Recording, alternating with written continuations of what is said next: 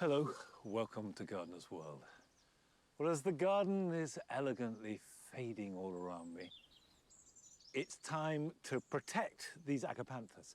Agapanthus come from South Africa, and although they're quite hardy if it's really dry, they do not like our winter here at Longmeadow, where it is reliably wet and cold at the same time. There are two types of agapanthus. You have the evergreen types, which I've got here, and also deciduous. And you can see these are already dying back pretty rapidly.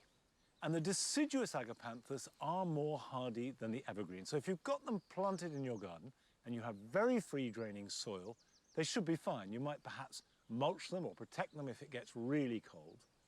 Now the evergreen ones are best stored in a greenhouse if you've got it, because they need to be frost-free and have some light.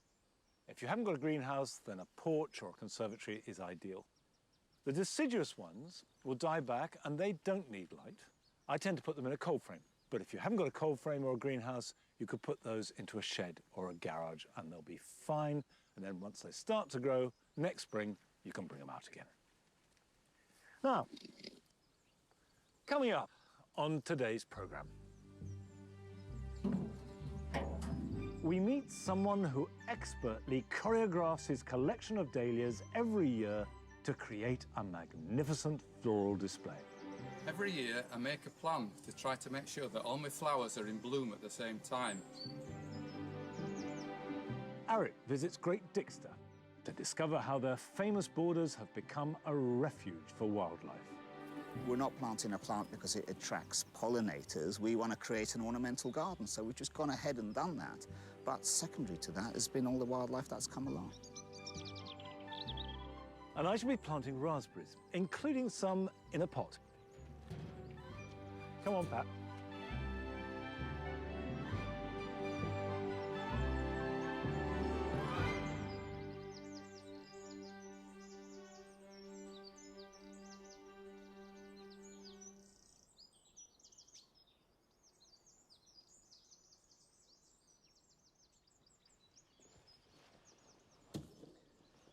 Now, as well as protecting agapanthus and other tender plants, I've got a herb growing in these cold frames that has been wonderful all summer, but hates the cold, and this is basil. First sign of cold, basil leaves get thicker, you lose the taste, and if there is the slightest touch of frost, they just blacken and die. So I will pull the plants up. I'm pulling them up because I want to plant a successional crop for winter.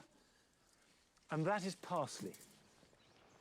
Now, I've got a bucket of sieved garden compost, and I'm going to add this just to refresh the soil. You don't need to add too much. Just the equivalent of an inch at most mixed in there. I don't need to dig it in so much as just to make sure that it's spread evenly. And of course, you could do this in a container. You know, a window box, whatever you've got, is exactly the same principle. This is a flat leaf parsley that I've grown from seed. And what we have are nice, strong, individual plants. So if I take out a plug, there you can see that's a nice, healthy plant with roots showing on the outside of the plug, which means that it's ready to be moved on. And it's a member of the carrot family, so it will form a deep tap root.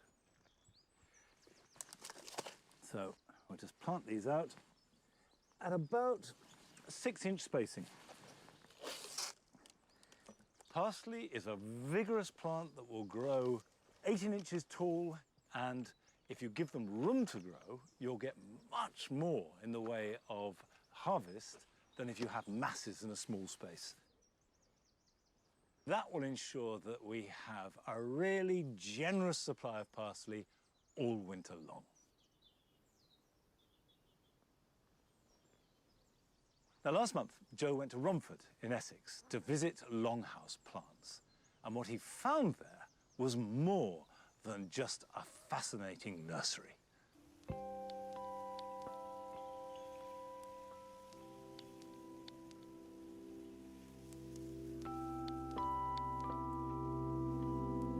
grasses, the mainstay of the late summer garden. And I've come to a place where the planting shows them off to their very best.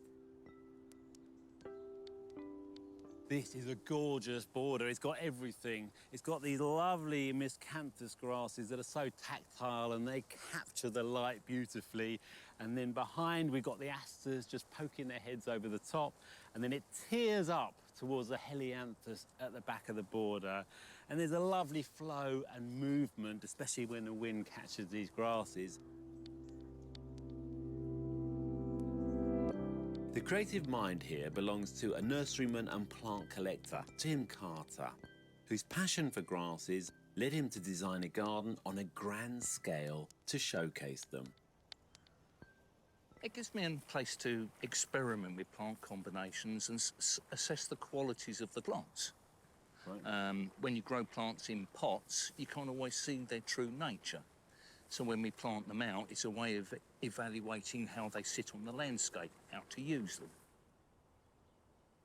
You've obviously got a great designer's eye when it comes to combinations of planting, but how do you approach a design? Most people design a space and then when they have the garden, they decide where to put the seating as an afterthought. I always start any design with a chair, and I use my imagination to imagine what I'm going to look at. So what have you created here as far as the composition? I try and place the grasses on an east-west axis so that the sun moves around them to show the grasses off during different times of day. So we're looking down the line of an Argentinian feather grass, Yeah. Stipa pseudoichu, and then we're looking across to the Persicarias at this time of year. Yeah. Beautiful, isn't it? Oh, it sways, it moves around. And the asters, beautiful popping up there. It's a lovely look. That particular aster you're pointing out, Aster fricatii, that's Aster fricatii munch. It sits well with the smaller grasses. Yeah. With the, what we used to call sedums, I still call them sedums. I can't remember, Joe. Can you remember the new name? Hylotelephium. Thank you very much. Whatever, it's the look of it I like. It's mostly for me. I'm just playing.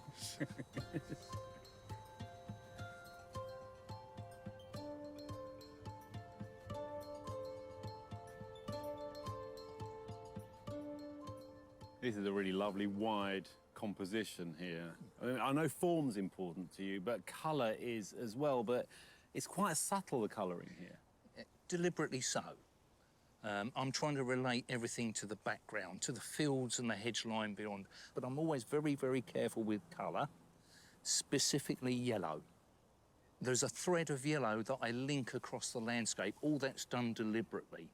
Not only forwards to backwards, but also from side to side. So I'm linking the coloured leaves of the shrub of the cornice over there. I'm linking that to the background helianthus that are in flower at this time of year.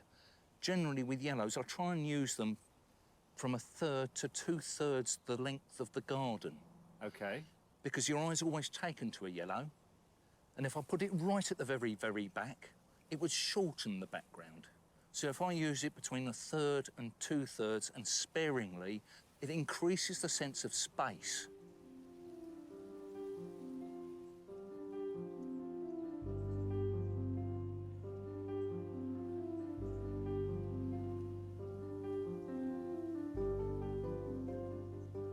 Now, Tim creates lovely broad brushstrokes of planting, and that has impact and makes it feel like a garden rather than just a collection of plants.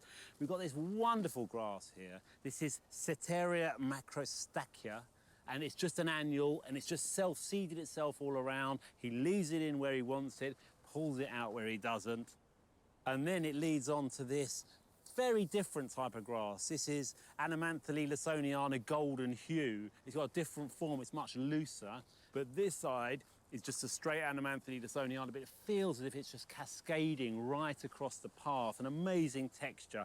And this path is leading you all the way to this, which is at the end of the vista. This lovely blue agapanthus. Its flowers are at eye level. It's absolute perfection. And he's even borrowed a bit of the landscape. The yew from next door is not in this garden, but again, it leads the eye up beautifully. So quantities of the same plant, not just lots of little plants dotted in, will create impact in your garden. As well as being an artful designer, Tim's a plantsman at heart and something of an avid collector. If I called you an obsessive, would that upset you? Not at all. I admit to being a bit of an anorak. I love plants, but if it wasn't plants, it'll be beer mats, or it'll be bottle caps, or it would be motorcycle parts. I just have that collectory gene. I'm really passionate and really enjoy plants. So, Tim, this is one of your collections, Hesperantha. You've got 3 different varieties here that are all red. They all look very similar to me, but they're not. The one by you is Coccinia major. That's sort of the industry standard. That's one you get in every garden centre. It's a good red, nothing wrong with it. Starts in flower early, going all the way through. But as a collector or as a designer, you might want to just have something a little bit better. A scarlet is a good flower. It's a little bit better than that to my eye in tone. This one here is my particular favourite. This is one called Cindy Tao. It's just the best red that I grow to date. Okay. It's slightly more star-shaped, but it is what I want for a Hesperantha. It is red.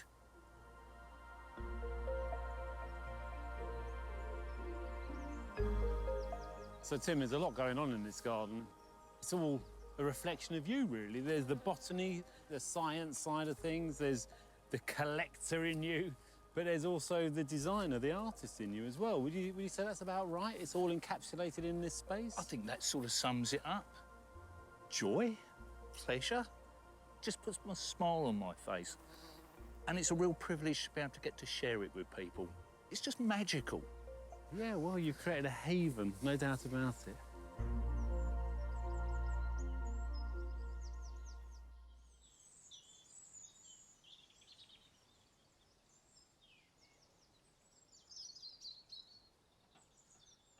I do think that having a garden as part of a nursery is such a good thing.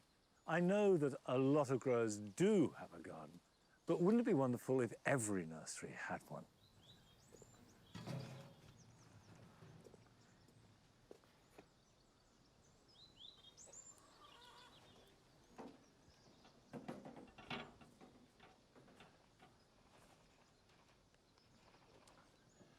I've made some changes here in the soft fruit garden, and I've managed to get hold of some bare root plants of autumn fruiting raspberries. Bare root plants are grown in the ground and only lifted in the dormant season.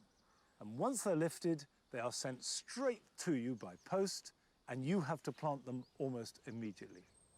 This is the window of bare root planting from now through till next February. And when you get them, they will look just a bundle of bare sticks with roots attached. And the really important thing is that these bare roots never dry out for an instant. So the first thing you should do, if you possibly can, is give them a drink. Unwrap them and put them in a bucket of water. Now, I've prepared the ground already, and you can see that it's a strip. There are no supports of any kind because autumn fruiting raspberries produce their fruits on new growth. So they're cut back down to the ground after they finish fruiting about Christmas every year. And I've added quite a lot of old compost from last year's tulip pots, which had masses of grit in them, because raspberries need really good drainage. So lots of grit, well dug, and it's almost like a raised bed. You do not want to plant them in a sunken trench where the water can gather in and sit all winter. And I've lost raspberry plants when I planted them like that. They are also a plant that is happiest with the soil being slightly ericaceous. So each plant is just a stick with some roots. And I will put them in a row about 2 foot apart. And I will plant them down the middle of the bed because eventually they'll be multi-stemmed and they will spread out and fill the whole of this area. Don't plant them too deep because they have very shallow roots. And do make sure that the ground you're planting them in is weed-free, because they're quite hard to weed.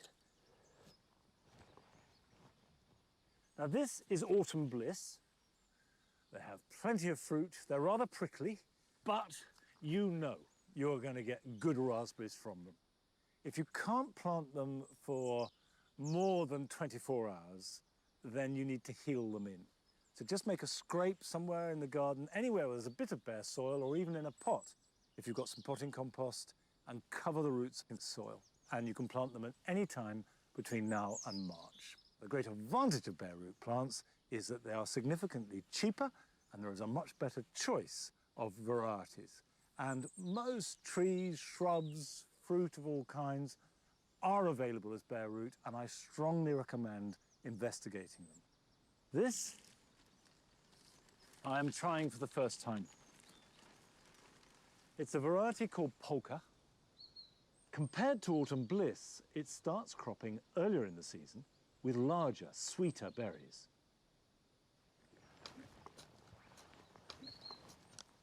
I will water these in and then mulch them thickly and leave them. And then when I start to see the very first signs of growth, which will be about next March, I will cut them back to just a bud. And the new growth will carry some fruit.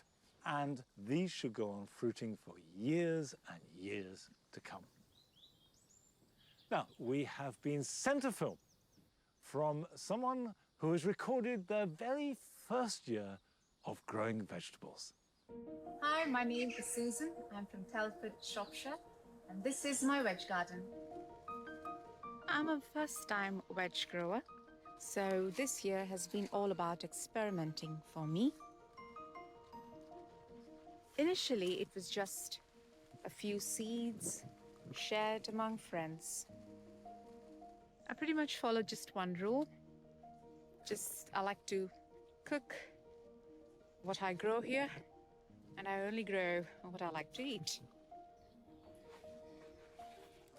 As you know, most of us use crocks to provide better drainage at the bottom of the pot. But a friend of mine suggested using coconut shells. And I cook a lot of Indian cooking, so I have lots of coconut shells left over. I collect them all, and when I'm ready to pot, I put one at the bottom of the pot, and then I use compost as normal. So this has two advantages for me. One is that I don't have a lot of crocks lying around, and the other one is for the coconuts, it's much more biodegradable, and it's a better way of using them.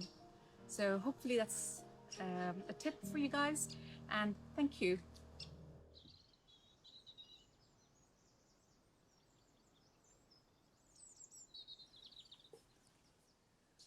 For a first-timer, that vegetable patch is very impressive, Susan.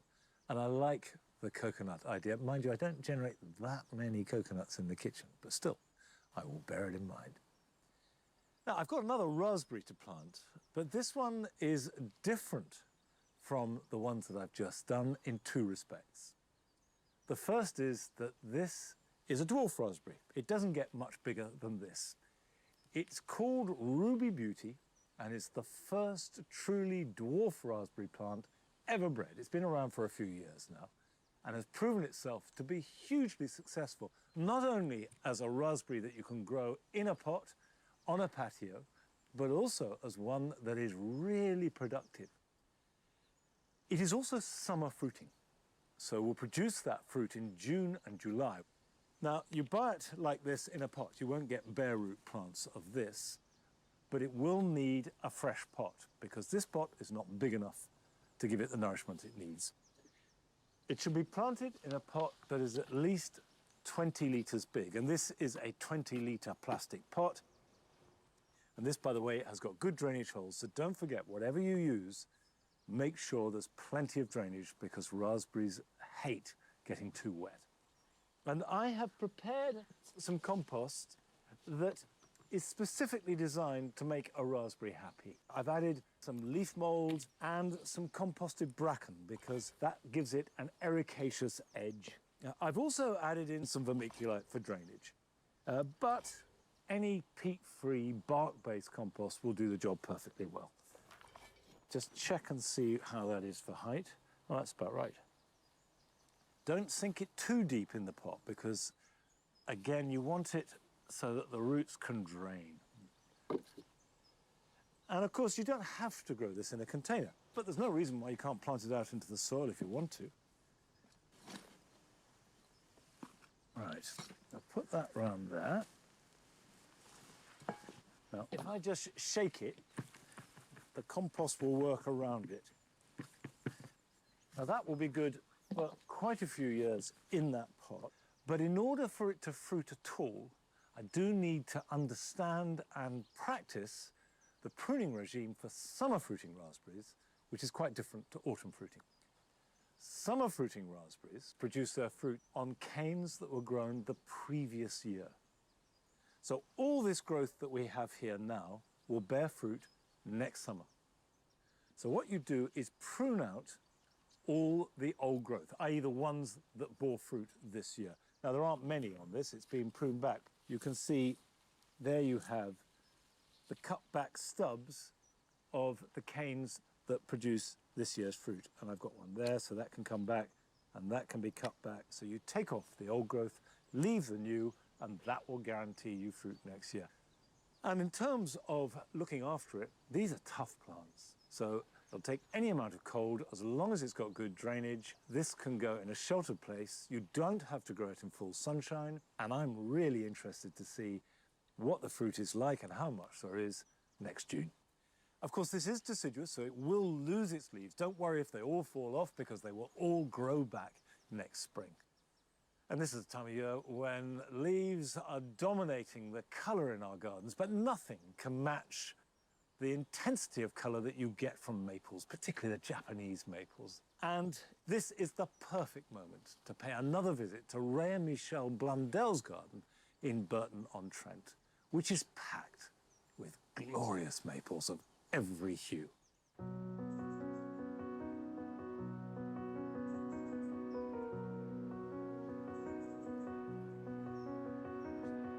I first met Michelle in about 1984. We decided to buy this piece of ground and we decided to build a green oak frame house. So we sussed out the frame.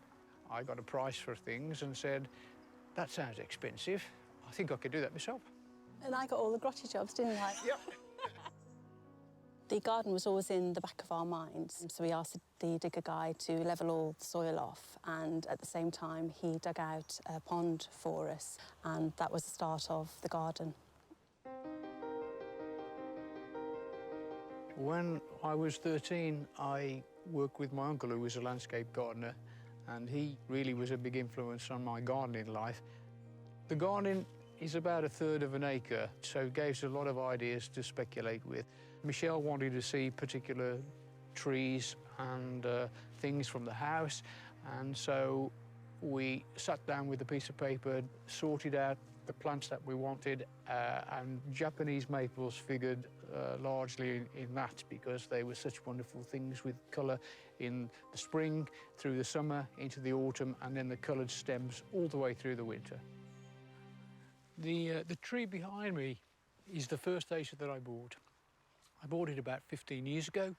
It's called Eddisbury. It is a magnificent tree. It's fantastic for its autumn colour, but it also has red stems. And to complement that, we have another striking tree, which is called Osakazuki. This is, I think, one of the brightest reds that you get.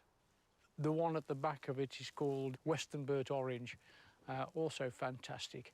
And the combination of the trees in this group in the autumn is magnificent. This section of the garden was from an idea that Michelle saw at Trentham Gardens, a wonderful combination of Verbena and Stipa gigantica. The wind whistles through it. It's so ephemeral, and it's a wonderful combination and lasts for a long time from August through till the autumn.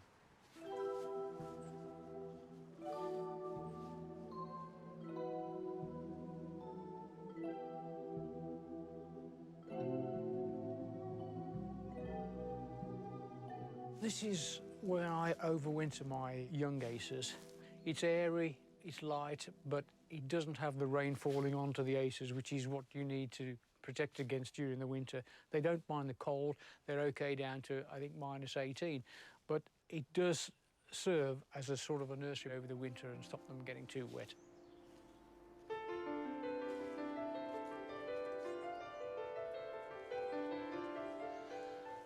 This bed here I created to show what you can do with dwarf aces. This tree here, which is beautiful at this time of the year, is called Skeeter's Broom. It's about as tall as it will get, about 2 metres, and this time of the year it's absolutely fantastic. If we move through here, this is a variety called Kirohime. By contrast, a smaller, also dwarf variety, won't get more than about 1 metre high. Planted this about 3 years ago, but the plants themselves, the trees were looked after for 3 years, probably before that, from small pots, gradually growing them into larger pots, protected from the elements, because they need time to accustom to the conditions, the microclimate. And I find that if you put them in the autumn, they sit in the ground and they sulk. They don't like those conditions over winter. Whereas if you plant them in the spring, give them a few months through the summer to establish themselves, then you get all the beauty of the new leaves and you find out if it likes it there. And in the autumn, this is what you get.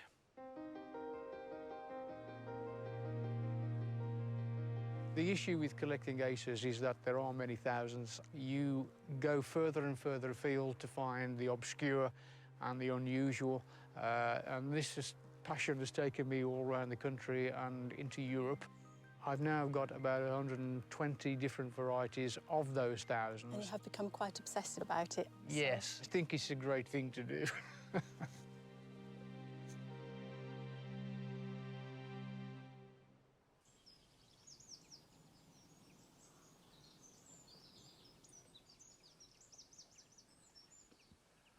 I wish I could grow decent maples here at Longmeadow.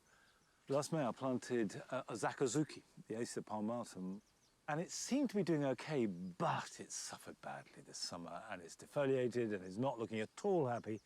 And I think it was the wet of last winter. So maybe sometimes you just have to pass and move on. But I'm not going to move on from trying to grow really good heleniums, because I love heleniums. That incredible range of caramels and burnt oranges and deep, lovely burgundy colours and sometimes bright yellows, which go from July through till November. And they are perfect for the jewel garden. And I have grown them a lot and they grow fine, but I can't keep them. They don't last through our winters. So I'm doing a little experiment. I've got one here, which is Helenium Chipperfield Orange.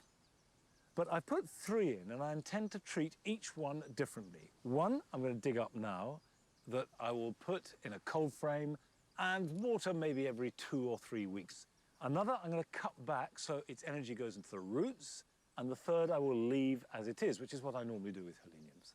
And then we'll see which one grows better next year, and that will give me the clue of how best to deal with them in this garden. And that's the key to good gardening. Right, let's dig this one up.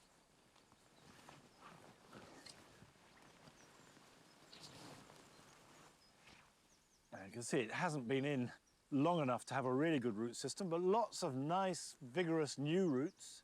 So I've got a pot here that we'll stick it in. That is going to be protected. And then the next one, I shall cut back. And then next spring, we'll see which plant has come through winter best and is growing strongest. And then I'll take the principle of that plant and apply it to all the rest of the heleniums that I fully intend to try and grow in the garden for as long as possible. Now, still to come on today's programme.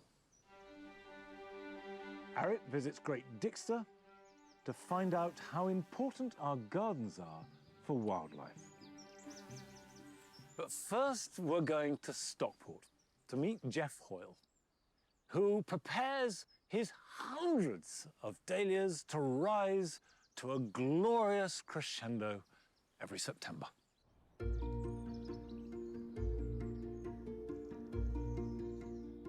Every year, I make a plan to try to make sure that all my flowers are in bloom at the same time. I have a planting scheme to try to create a wall of colour that looks at its best in the first week in September when we open our garden for charity. Now, you might notice that I quite like dahlias. In fact, I grow about 450 of them. There's such a wide range of shapes, contrasting colours. Some have delicate flower formations, some are big and brassy, and some are just downright weird. Some only reach 18 inches in height, but others can reach about 8 feet in height. In fact, some of my favourite varieties are the taller growing ones, such as Westerton Ella Grace, Rycroft Delight, Kenora Clyde, Home at Land, and Kenora Wow. In theory, it will be possible to create a wall of colour using dahlias alone. But because dahlias come in every colour apart from blue, I needed something extra. So I invested in some blue asters, verbena, and some salvias to create a blue effect. When it blooms past its best and starts to expose its pollen, I deadhead it to try to stimulate further flower growth. That's not good for attracting the bees, so I'd grow some open-scented plants like Argyranthemums, Rudbeckias, Salvias, and late-sown marigolds.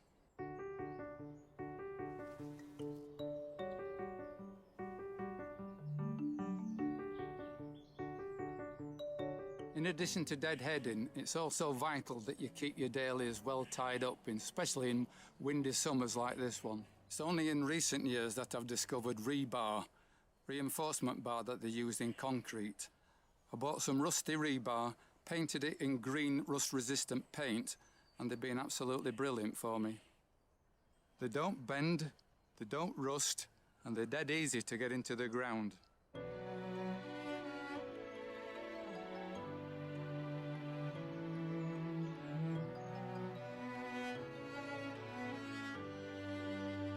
All in all, despite a very dry spring, summer monsoon and gales throughout, it's not been a bad year.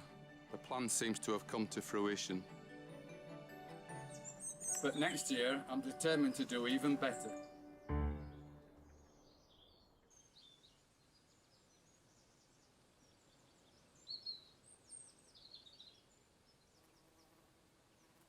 Jeff didn't open his garden this September, so let's hope that next year, when the garden is going to be better than ever, that it will be open and that as many of us can go and visit and enjoy it as possible. Now, I've got some salvias here in the jaw garden, and the salvias that we grow in this part of the garden are all tender. This, for example, is Salvia curviflora, and it's got the most incredibly vibrant magenta pink flowers, but the first frost could kill it. So the important thing to do is to protect it before it needs it. And that means that whilst it's still happy and healthy and flowering, I'm going to dig it up. I'm not going to cut it back. I'm just going to dig it up as it is and pot it up and put it into the greenhouse. There we go, just lift it without damaging the roots. I've got a number of other salvias that are tender that need lifting. I've got Garanetica, which actually, frustratingly, has only just started to flower. I've got Amistad, which has been flowering all summer long. It's hardier than most, but I still bring that in. But behind me, I've got my favourite salvia of all. This is Salvia dombii, the biggest salvia that you can grow in your garden that will reach over 2 meters tall, given the right conditions. And these long red trumpets of flower. But like the curviflora, it is tender. It comes from the mountains of Bolivia and Peru, and certainly wouldn't last through till next spring if I left it outside. So I need to dig this up too and take this into the greenhouse as well. Now, all of us have had to adapt and change our plans this year, sometimes radically, And we've been sent a film from Stonemarket in Suffolk from a young couple who set out this year on their allotment growing flowers for a very specific purpose. My name's Ella Sophia and I'm here with my fiance Bramwell. We've got this allotment recently. We got it in November of last year. So it's our first ever allotment. So the plan is for it to be a cut flower allotment for our wedding that's in September, if that still is allowed to happen. At the moment, the plan is to have 2 rows of dahlias, which are going to be things like cafe au lait, which is a very wedding-y flower. And then we're also going to have some cosmos and some snapdragons as well in this bed here. At the moment, it's just all weeds. Weeding has just become our full-time job at the moment.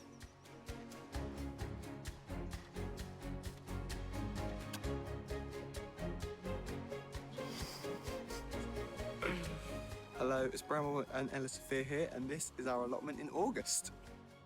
It was going to be a cut flower allotment, but after we decided to postpone our wedding in September, we decided to plant some more veg. We're growing some cucumbers, some courgettes, and one big marrow that I have named Marilyn, which we hope will be a prize winner. We've got Cosmos Purity, and over here, Cosmos Cupcake, which the bees love. And they also love our sunflowers, which were a gift from a lady who was visiting the allotment and gave us all the seedlings.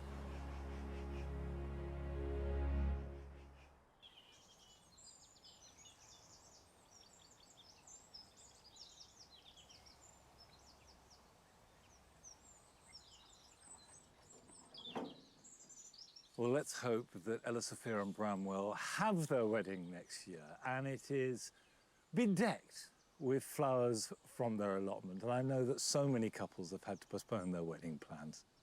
So let's keep our fingers crossed for them. Now, at this time of year, the wildlife garden is, like everywhere else, beginning to recede into autumn. But I leave everything here exactly as it is. I cut nothing back at all. I leave the weeds and the dead flower heads and the stems and anything that's flopping into the water, leaves that fall on the ground. I don't collect any of them up from in here because it is all cover. And at this time of year and over the coming winter months, cover is really important to protect those insects and vertebrates and small mammals that can do so much good in your garden, particularly in spring and summer. And as well as leaving some areas untouched, you can create cover very simply. And I've got a big old log here, which if I put this against the tree, because it's curved, creatures will be able to get in and under it, and it's really safe and strong.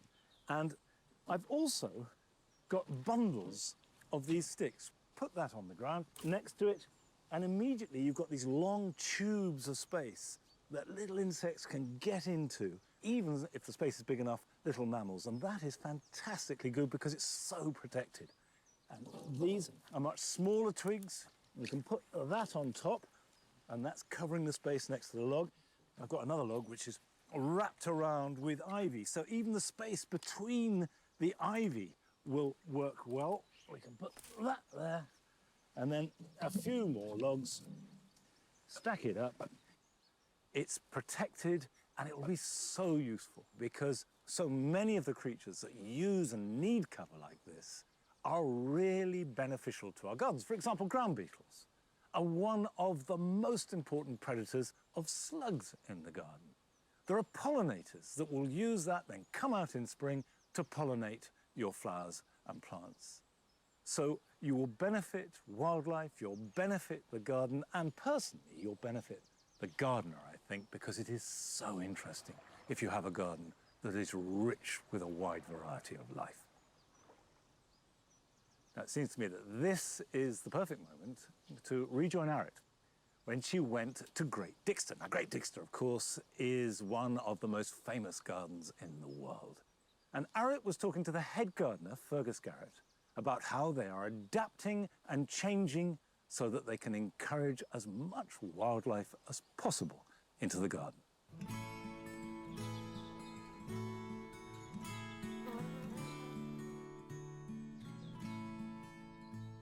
Fergus, you've been here over 25 years, and I'd have thought that you would know every inch of this garden, you know, every flower, every blade of grass, but recently you've had some new insight. Well, Arrett, I thought I knew it inside out, this place, but actually I hadn't really opened up my brain to the wildlife side of things. We're not planting a plant because it attracts pollinators. We want to create an ornamental garden, so we've just gone ahead and done that. But secondary to that has been all the wildlife that's come along. And I think the interesting thing for me has been that I expected all the wildlife to be out in these meadow areas. Yeah. But all the results are showing that these things are here in the garden. And now you know that you're sharing it with all those wonderful creatures that used to be throughout the land here. We can expand on that and make sure that those populations grow. Recently, you got some new revelations, I hear. I asked the British Archaeological Society to come here. And under the stone, they found a spider that hadn't been recorded in Sussex since 1903, and then we were away. And next thing we know it, we're front page of the British Archaeological Society magazine, 4 pages in there. And I thought, well, hold on. You know, there's a lot more to Dixter than meets the eye. The person who delivered this amazing news is entomologist Andy Phillips.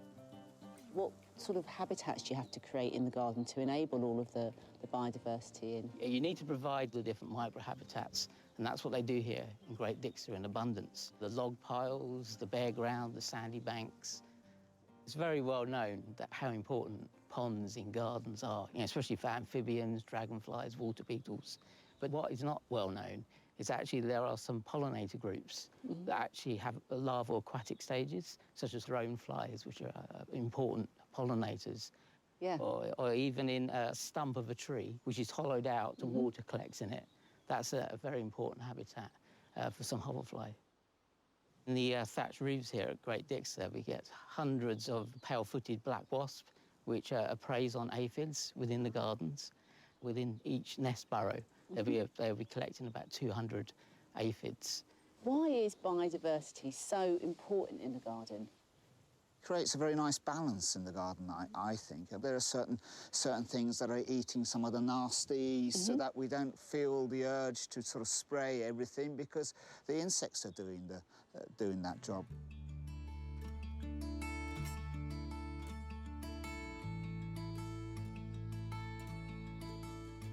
Oh, this is a fantastic wall. You get quite a variety of different bees actually nesting in the loose mortar and the crumbling parts of the wall. But one of the most abundant species here is the green furrow bee, tiny little metallic green bee. Mexican daisy, I mean, presumably that's good because it flowers long times? Got a very long flowering time, so there's a fantastic nectar and pollen resource on this wall, and especially as it's south-facing, it heats up, and so you get huge variety of mining bees and furrow bees actually collecting pollen. You know, you've got quite short grass here and then you've gone longer. Is that deliberate? Well, this is a meadow that was cut, and this is the mown bit. But you don't need to mow this all the time, because if you look in here, you know, there are lots of little sort of vetches and odd bits of dandelion and sort of clover and all those sort of things that would be our lawn weeds, and they provide an interesting nectar and pollen source for certain insects. The taller meadow and the shorter lawn with the bare patches is really important for a lot of different species of mining bee. Mining bees will nest, you know, in the ground in these little bare patches, and they would then use the dandelions, the flush of dandelions in early spring as a pollen and nectar resource.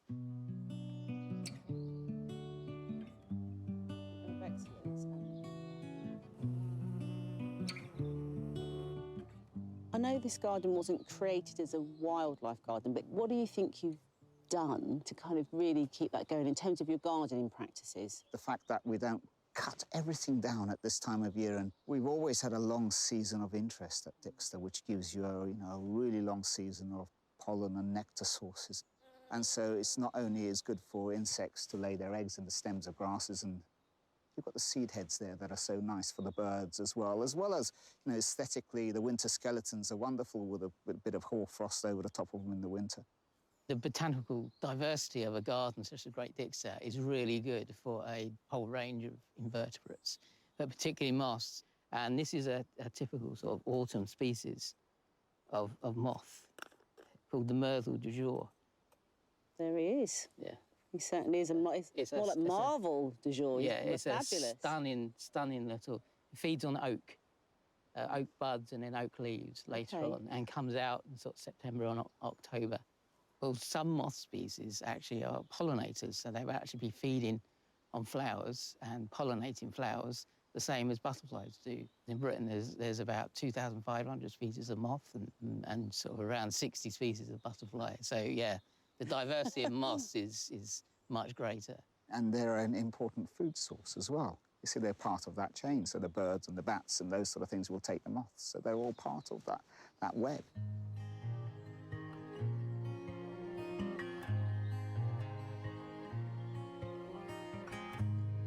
And that really is the classic Great Dixter view, isn't it? So the interesting thing about this is that it relates to somebody with a smaller garden because collectively a number of small gardens working together can have the same effect. The wildlife doesn't need to exist out there in nature reserves and out in the countryside. It can come into these suburban and urban places.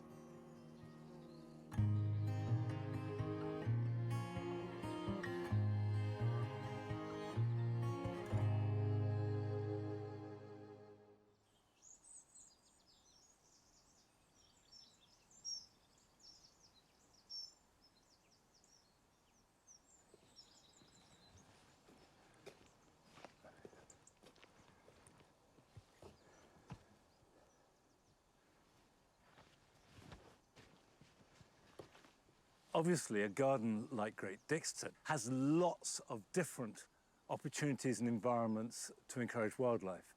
But no garden is too small to make a real difference, because together, gardens make up one of the most important habitats for wildlife in the country, and we should never underestimate that. And one of the things that I've learnt to love about autumn and winter is feeding the birds.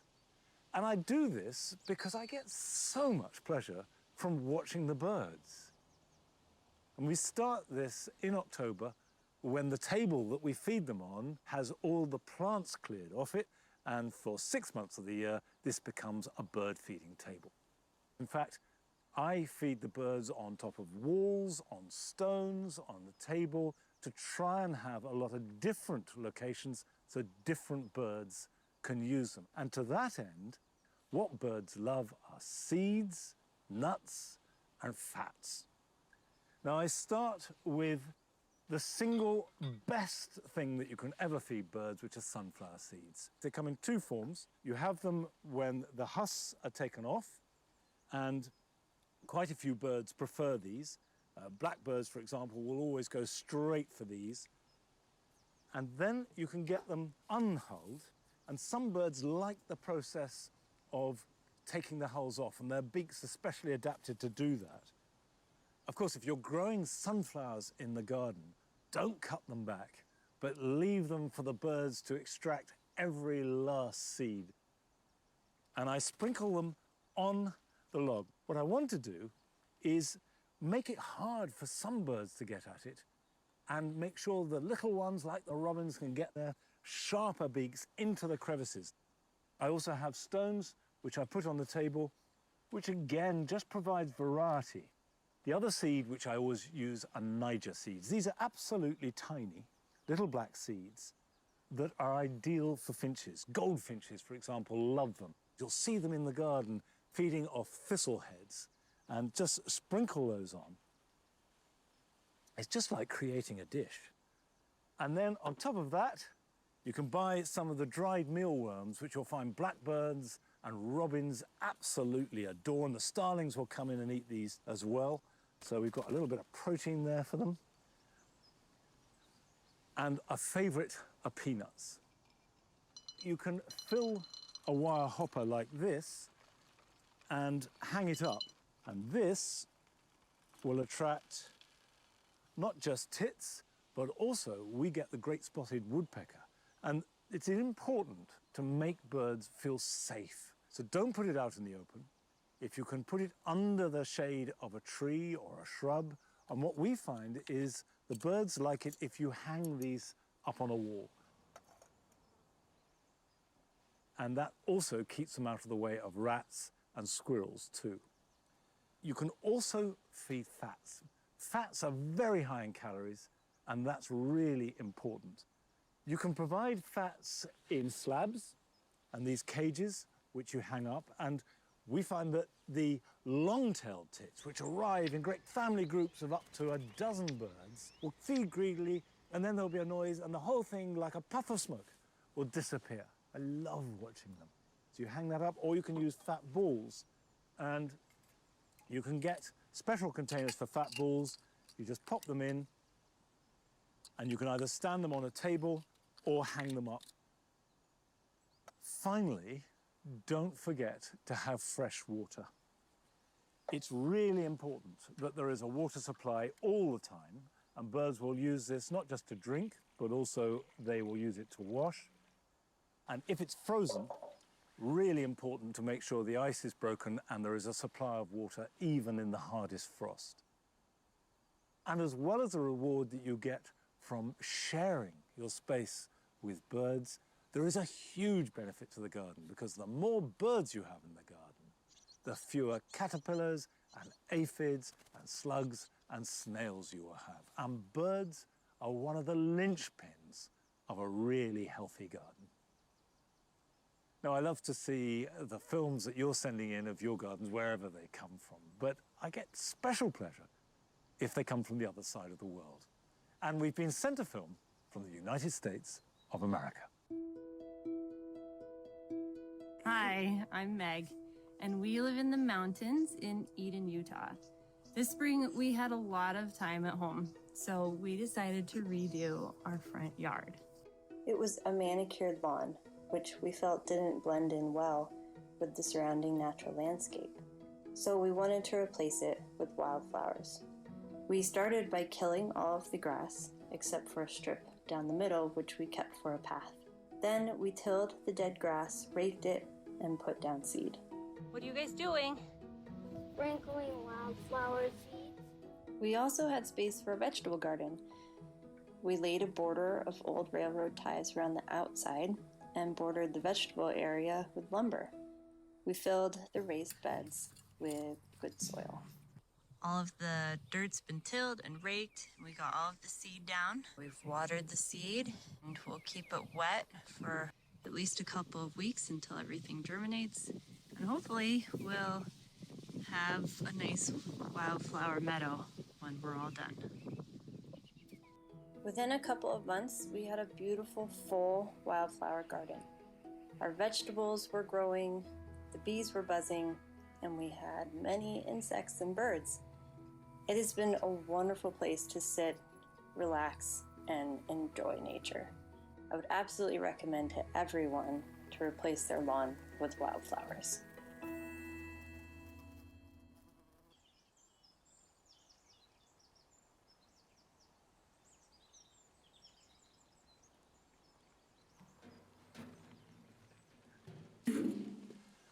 I agree with Meg. I think everybody should turn their lawns into wildflower meadows. Right, this looks as though it is pretty disastrous, but actually, these are perfectly good potatoes. These are pink fir apple potatoes that I've grown in this bag. They were planted at the beginning of June, just a couple of tubers. Pink fir apple are a main crop and very late to develop, so October is perfectly good to harvest, but whether it's a good crop, a bad crop, or no crop at all, I can't tell, but let's have a look. Now, they may just tip out into this barrow.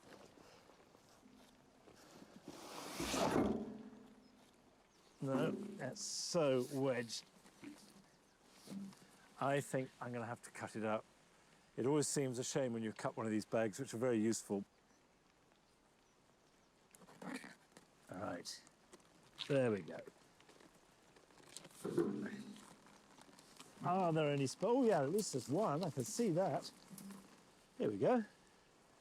Right, I've got a container here.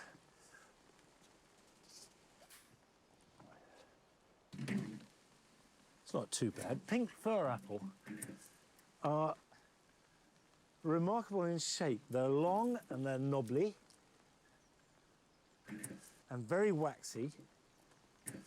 And, oh, yep, there are more in there, look. That's fantastic. Whoa. Really good.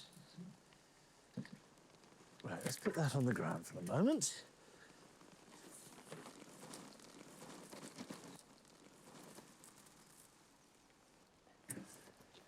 How about that? Just from one bag.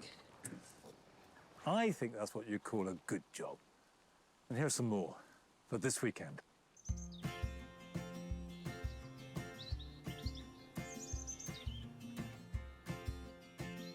Now is a good time to take rose cuttings. Choose a nice, vigorous growth about the thickness of a pencil.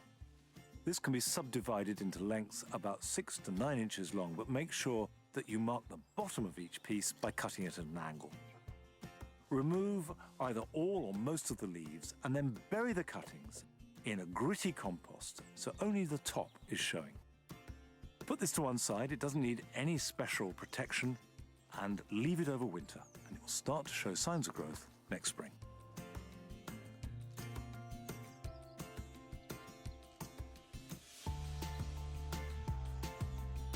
If you're growing some late-season salad crops, you can extend the harvest by starting to protect some now.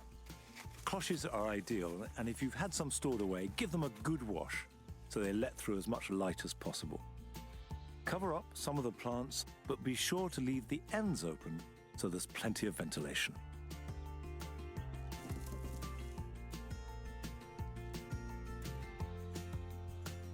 If you pot up paper white daffodils now, they will be ready for flowering indoors at Christmas time. I'm choosing a variety called Ziva, which is full of flower.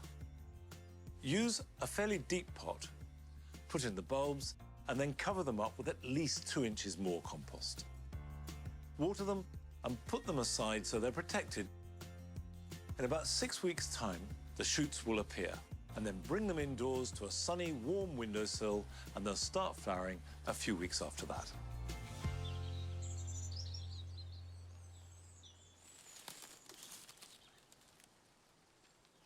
I confess that we haven't nearly kept up with the picking of the Scarlet Emperor runner beans, but they look very decorative and they're still producing more beans, and will go on doing so until the weather gets cold. So we could easily have a few more weeks of harvest. And we'll have a meal tonight of the runner beans and the pink fir apple potatoes. That's it for today. Don't forget that on Sunday morning the clocks go back, so tomorrow is your last day of summertime. And I will be back here next Friday for what will be the last Gardener's World of this year. So don't miss it. I'll see you then. Bye-bye.